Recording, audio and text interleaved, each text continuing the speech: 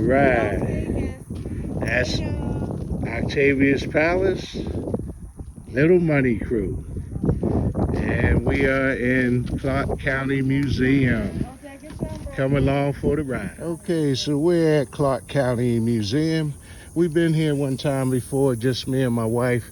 We enjoyed it so much, you know, the nice historical beginning roots of Henderson and Las Vegas, that we wanted to bring our daughter to show her. So come along. We're going to start by showing the old jail that they had here. Okay, this is one jail, and basically it's just all iron. They would just lock you in. You don't see no bathroom, nothing. That's one old jail right there. Check out the old chuck wagon. That's a barn. Here's an old cemetery right here. No, there's a general store. Yeah. Oh, okay. And here's a blacksmith cabin coming around this way. Okay, my wife and daughter are going in the side entrance of the Tuscaloosa jail. Tuscarora jail, excuse me. And this was circa 1880. And it looks like 1880 when you pan around from the Tuscarora jail. There's the general store, the blacksmith shop, etc. Old cemetery. All right, let's go into the jail. Okay, we're in the Tuscarora jail, circa 1880. Wow. And they had two jail cells. This is the first jail cell. They still got the bars on the windows. The floors, you can see sunlight, so today they probably would have dug out of here. Mm-hmm. And here's the second cell, which has bars on the windows also.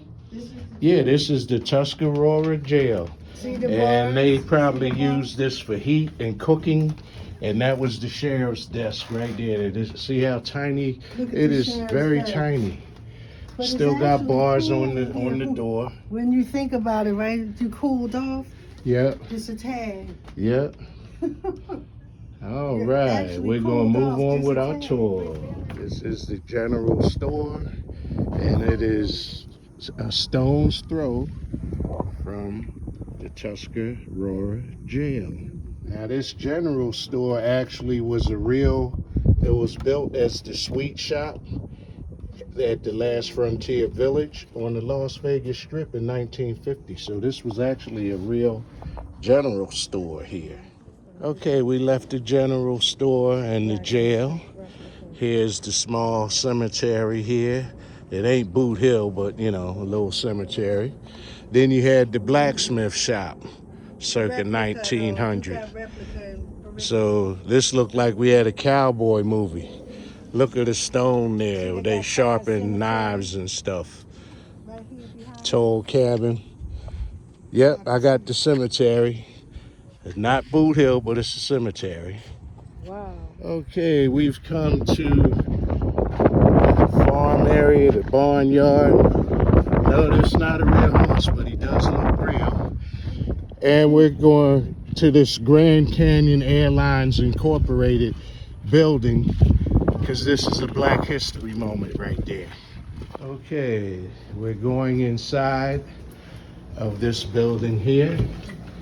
Oh, okay, we're going inside of this first place. Oh, thank God it's air conditioned in here, because it's, you know, about 100 degrees here right now and rising. And this is our Black History moment. Okay. This is Glover E. Roxy Ruxtell. Now you can pause at any time so you can read the full story. This is how it looked back then. And you see back then he had a good job. He had a professional type job. Okay? Dressed, you know, appropriately. And this is the back of the house. It's a very tiny house now. Very tiny house here. And where's the park? The only difference was he ain't have air conditioning. Okay, here it is here.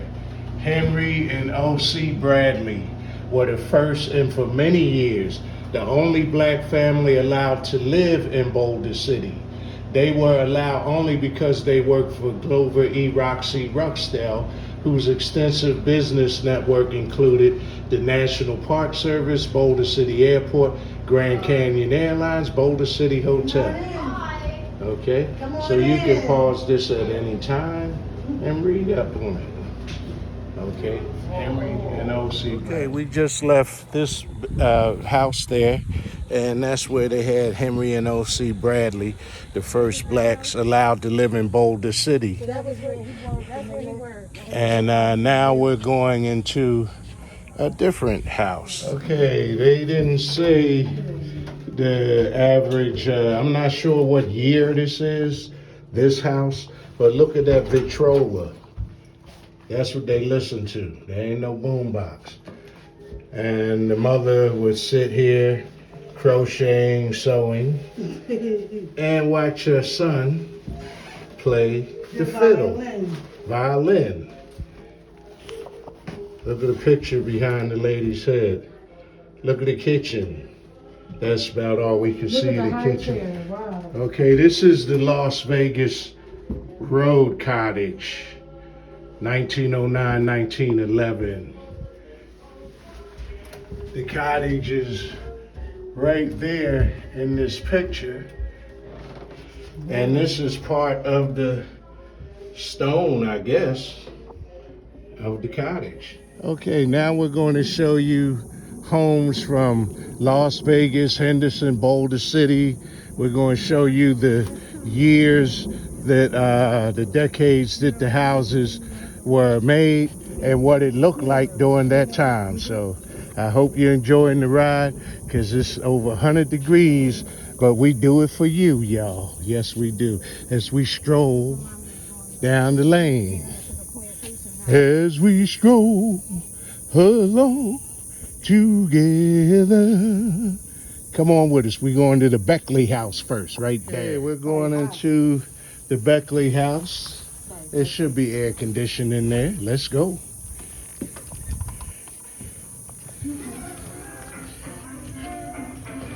And this is circa 1912, by the way.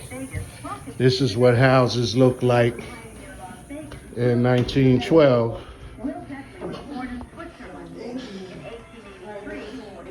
In the Las Vegas area, Henderson. I'm panning around real quick.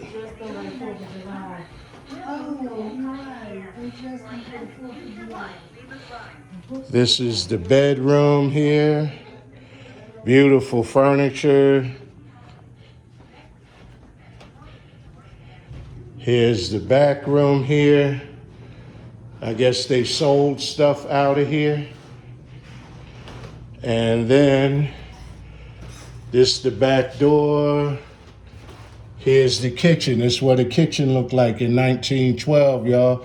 That's how they got down. With a microwave. They ain't got one. This is 1912. Kitchen cabinet. Okay. That's where they kept their food. Okay, so see, this was a real ice box. See the ice right there in blue? That was the ice. And a drip pan. That was a real ice box. Okay? That's some of the foods they had back then. Couldn't keep it down there. Wow. Because of that construction. Look at it under the stairs closet. Do not open the drawers. This is like the one on Webster Street, isn't it? Oh, yeah, I walked right past the bathroom. That's what the bathroom looked like in 1912, y'all. Okay. That's what it looked like. Look at the hardwood around the tub. That's pretty cool. All right, this is the Beckley house, 1912.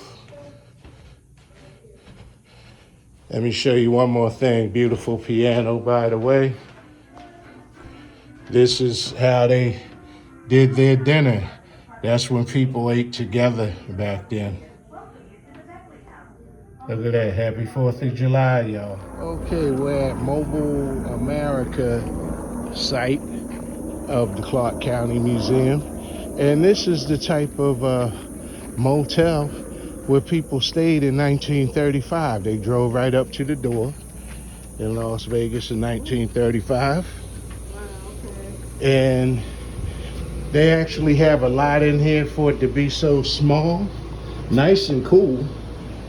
They had a drawer for the people, a nightstand, a lamp, a decent sized bed. They had a little closet here. Person had their camera. No air conditioner, 1935. But it's very tiny, but this is what motorists stayed in places like this. Look at all the maps. That was their GPS. The court there. And then they have one of these old silver liner trailers. Look at the old barbecue.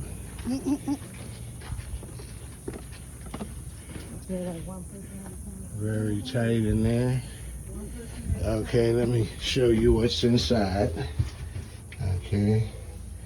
Real quick pan around. There, the kitchen. Okay.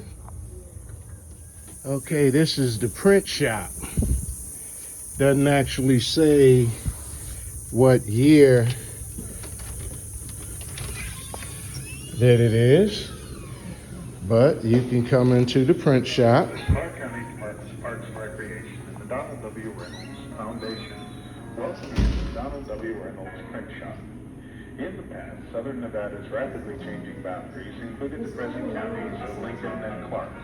Early newspapers began in the mining and railroad. So they have a nice little opening informational radio when you first walk in. Tells you about this place. Very huge print shop. Look at all these old machines. Mamma mia. This one is from 1890, excuse me. It's hot, people, it's hot. It's 100 degrees out here. Okay, so we wanted to show you what it was like in all these different eras. Look at this typesetter, 19th century, when they first made this typesetter. Okay, that's the Babcock Wilcock House there, Boulder City, 1933. Gazebo. But we're going into the Giles Barkis House from Goldfield, Nevada, 1924. Now, every one of these houses you can go into, most of them seem to be air conditioned inside to help you against the 100-degree heat. And this lady here, as you can see, look at that machine she listening to. Look at that singer sewing machine. I was just see this one look like she had a little potion. Check her out, yeah. 1924, that's what it looked like, y'all. Okay. This is a one-room mining boom town house built in Goldfield, Nevada, just after the Goldfield flood of 1923. Okay, you can pause to read the rest of the interesting history. And here's some of the things that this lady made. Sequin gloves, you know, she made gloves by hand, little purse, all kinds of little knickknacks that I guess she made. This machine here, I don't have a clue what the hell that is, okay? I don't know. Nice artificial flowers, glassware in the windows, old piano. I guess this was the heater for heat. Old sun purple glass on the piano. And this is one shop where she sold antiques also. Feel free to pause at any time. Oh, Oh, that's Little Money Crew over there in front of the print shop in the shade. She's loving it. All right. We're going to show you one more house. We didn't show you everything here. You need to come out here for yourself, okay? Right now, all you need is a donation, okay? Give them $1. This is the Goldman House from 1931. Got an old car here. This is 59 Lark. So this car actually was not around when they built this house here in 1931. This is also a heritage house. All right, the Gorman House. Oh wow, look at them playing Monopoly. And this again is from 1931. Wow, look at this. And this when families stuck around, played board games. Like my daughter said, they playing Monopoly. He's smoking Lucky Strikes. What kind of beer are they drinking? They drinking Lucky Lager beer too. Anything, my mother had one of these mirrors like that. Okay, they put up a lot of flags, I guess, you know, because it's the 4th of July weekend. Okay, look at the TV and stereo built in. Now that's old school, y'all, that's old school. You know what that is? That's a telephone, okay? Okay, walking through. This is the sitting room, I guess. Okay. And here, it looks like a black woman or an Indian woman preparing all the food for them. So they're playing games. Yep, this is an African American woman. During the 1950s, many prominent Las Vegans hired African American women as maids or cooks. Domestic help was one of the few jobs available to black women. The Gormans had both a maid and a cook, so they must have been doing pretty well. They had a maid and a cook. That's the black lady. She prepared some real nice food for them. Very healthy, right? Look at the desserts. Okay, string bean casserole. And this is where she cooked everything in this beautiful kitchen. This was probably ultra modern back then in the 50s and the 30s. Look at that Maytag washing machine right there. Can you see that? All right. Go ahead, my sister. You did the job you had to feed your family. God bless you, African-American sister. Okay, this is what their bathroom looked like. Very nice, clean. They was big on the tile back then. This was the back bedroom. Very nice. You could tell they were doing well. Nice smoking jacket. And this is all the appliances and stuff. I guess maybe they were selling all this stuff. Okay. We are at Mint Indian Bistro. I just want to show you all this wonderful food that they have. It really looks good, everything. And you just come up and get what you want. It's only 18 bucks. Real nice salad bar and everything. Okay, I'm gonna get me a plate.